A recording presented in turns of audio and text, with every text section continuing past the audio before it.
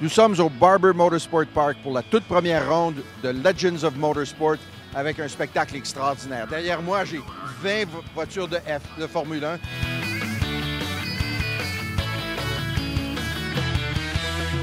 Une des plus belles voitures qui va être là, c'est une Ferrari, la numéro 6. C'est une voiture similaire à celle que courait Jackie Hicks quand il a eu son accident en rentrant dans le virage numéro 5 au Grand Prix à Tremblant. Il s'était brisé une jambe à l'époque, ça avait été triste. Cette voiture-ci a aussi été conduite par Chris Amon et Pedro Rodriguez, comme l'appelait Ferrari, Piccolo Pedro.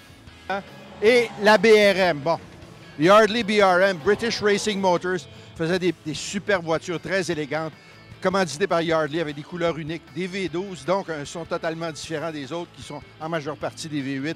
Et une très belle voiture à regarder, surtout qu'on la voit très bien à cause des couleurs, le blanc et le doré et un peu de brun. À côté, encore des voitures Penske et une Wolf. Ah là, Walter Wolf était un homme d'affaires autrichien et canadien qui a décidé qu'il aimait faire de la F1 et qui a fait bâtir des voitures.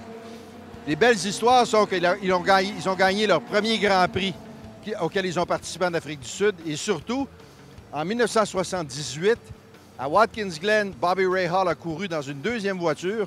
Et à Montréal, Bobby Rahal était aussi sur la grille. Il a pratiqué le vendredi, détruit sa voiture. Ils sont allés chercher dans un centre commercial la voiture de show, la toute première. Ils l'ont transformée en voiture de course et Bobby Rahal a couru dans le Grand Prix 1978 à Montréal. La voiture va être là. Et la grande famille des Williams. Bon, la famille des Williams, c'est intéressant. Il y en a comme celle-ci ici, de 1979. Williams n'a jamais eu beaucoup d'argent pour courir en F1. Et il s'est trouvé finalement un commanditaire presque par accident. C'était la ligne d'aviation Saudia. Et puis Saudia a mis beaucoup d'argent et tout à coup, les voitures ont commencé à marcher naturellement.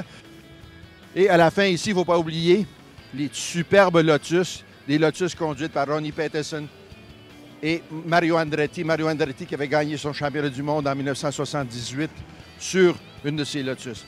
La plus belle chose de tout ça, c'est qu'il y a 20 voitures de F1 sur la piste et les bonhommes, ils savent pousser sur le champignon. Donc, le spectacle, on met ça en travers, des beaux gros pneus en arrière, un peu comme moi, et ça fait un spectacle extraordinaire.